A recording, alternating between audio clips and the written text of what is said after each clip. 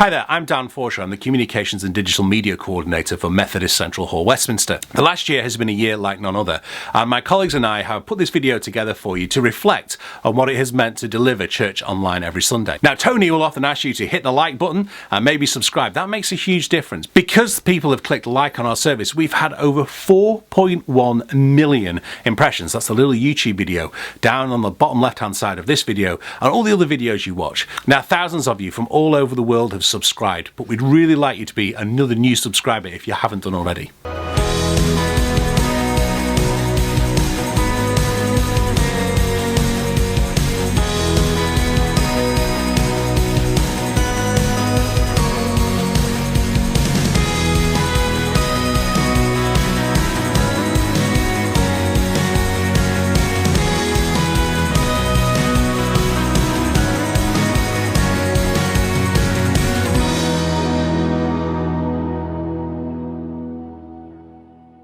Now, a year ago this week, the Prime Minister here in the UK told us all to stay at home. The time has now come for us all to do more.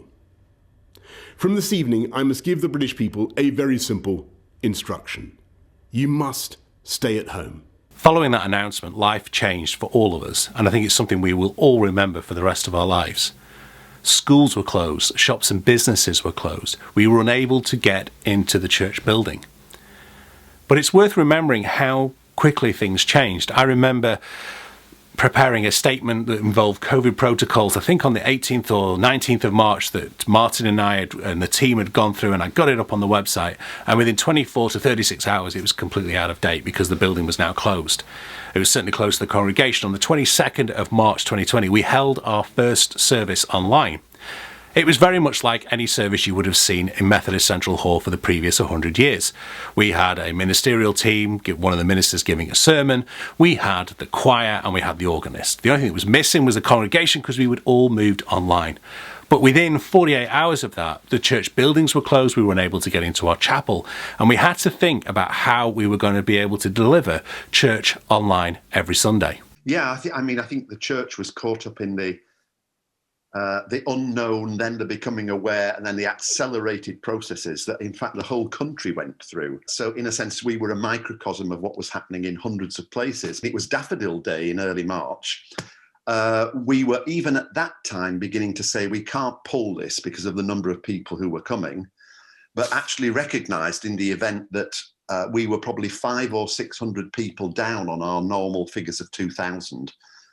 So it was already beginning to drip into people's consciousness that travelling somewhere or going to a strange place with a lot of other people was not a wise thing to do. So we had warning signs that things were being taken seriously, quite rightly, by people in our church and beyond it, as early as Daffodil Day. But I think the turning point was when a church member who is a doctor, asked to come and see me and basically said to me in no uncertain terms, I have had a number of briefings in my hospital. This thing is big. It's going to change the world.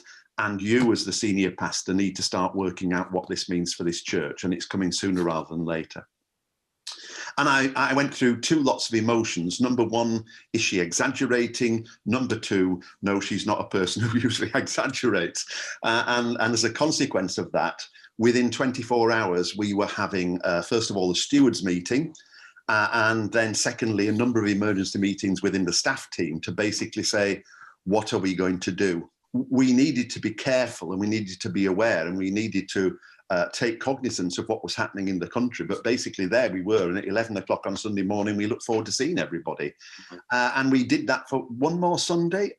And I think by the following Sunday, everything, the instructions we'd given online, even the stuff that was in the previous Sunday's notice sheet was out of date. I actually remember being very grateful that I was part of a team. I've since had experience of lots of conversations with Methodist ministers and other ministers in a normal pastoral situation where basically it's them and four small congregations having to make a decision about what do we do now with very little experience and on very sharp learning curves. By the following week, the 29th of March, we were faced with a huge problem. How do we present church online every Sunday when we can't get it into our church building? I'm pleased that the Deputy Superintendent at the time, now the Superintendent Minister, Reverend Tony Miles, was able to come up with a great idea. Tony tells us how now. Well, it wasn't exactly my idea, Dan. You see, we had been in the chapel 1 week, and then we were told that we were not allowed back in because of the pandemic. And this presented us with a problem. You see, we were all ready and set to go. But what were we going to do? And I was thinking through, how can we move online? When White Light Limited, who are our service providers for audiovisual at Methodist Central Hall Westminster, kindly made contact with us and offered us their smart stage. Now, I'd seen this at the Science Museum. If you can imagine a virtual stage where you can actually change the environment you are in using various screens and fantastic cutting edge lighting and all the rest of it. That's what they had. And they said, would you like to use it? Well, would I like to use it? It was fantastic.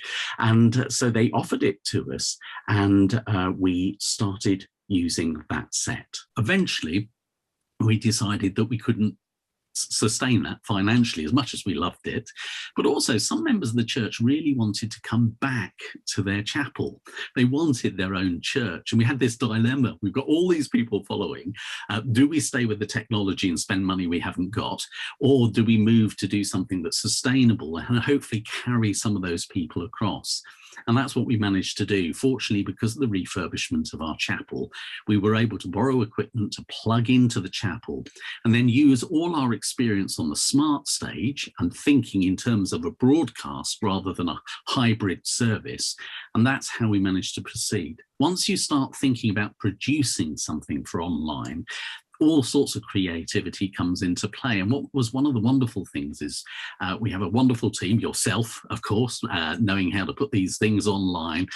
Then we found that one member of our church was previously involved in television and had editing skills. And we suddenly realized we could produce things for online. So we had some homegrown features, for example, our puppets, him and her, which have become a great favourite in our services. In addition to that, we had a vision as a church to be a global Christian family following Jesus at the heart of London. And we used that global image and think, well, we really want to be a global church. Well, let's make connections with these people from all around the world. So we had a feature called Global Greetings, where people could bring greetings to our church. In addition to that, there was an opportunity for all ages to become involved by sending in video clips from their phones, just little 30-second or sometimes even 4-second clips that we could put together in a montage. We will be returning to worship in person. That is the heart of our community, and we want to get back as soon as it's safe to do so, and we can do so in an orderly way. And the government allows us to do it as well. But in the meantime, we will keep going with online services. And then I think the way things are going to be in the future are going to be a mixture. I think there will be, of course, in-person worship. There will be in-person worship. We'll be getting together for events, services. But I think now there will always be online ministry. And what we're praying through is how we evolve back to in-person and then keep something of this online ministry going. I think that's going to mean changes to our staffing team in due course, because we're going to need to resource that. I think it's also going to mean that we need to think through a strategy for our ministry for the future. I'm really excited about that. I think it's going to be tremendous. But can I tell you when we're going back? Oh, I wish I could. Now, one of the challenges of meeting via YouTube is you're not able to see each other as you would in a church family. And I can see why some churches have favoured the Zoom approach, where you can see everybody online. But we wanted to try and pick up pastorally these new people who are coming in, and also the pastoral care of our church members. There is the chat box available in a YouTube service, but it's not what everyone necessarily wants to do. So I spoke to Deacon Ali about some of the challenges of pastoral ministry at Methodist Central Hall Westminster in the last 12 months. Well, pastoral care is such an important part of what it means to be church, to be looking after each other. And that's the same whether we're meeting in person or we're meeting online. But of course, the fact that we are meeting online over the last year has really impacted our pastoral care. We haven't been able to just catch up with people after a service with a coffee. So we've been making lots of phone calls, writing lots of letters, sending lots of emails. We have an amazing team of pastoral leaders who have been doing their bit in keeping in touch with their lists and communicating with us as a staff team. We have some members of our church who haven't been able to come and worship in the hall for many years because they're housebound or their health doesn't allow them to do that. And they've actually been able to worship with us online.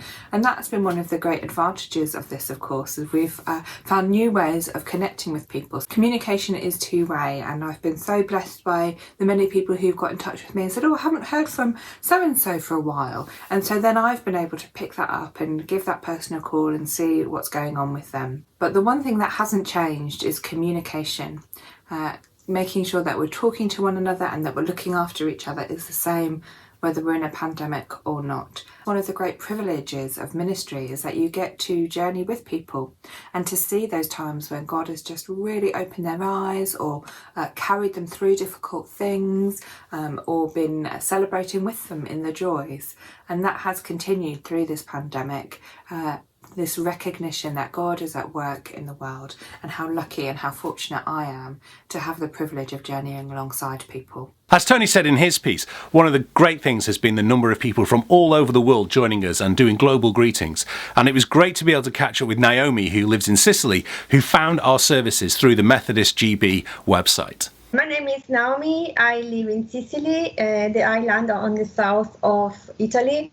And I found out about you guys on the Methodist website, the British Methodist website. I really like the way it is set, the way you people keep the attention. For example, the puppet scenes are very, very entertaining and very interesting. You will keep this service online. I surely will follow you, for sure, 100%. And once all this craziness will be done, I will visit you in person because I want to hug you. So I hope you've enjoyed this short reflection on what it's been like to do church online every Sunday for the last 12 months.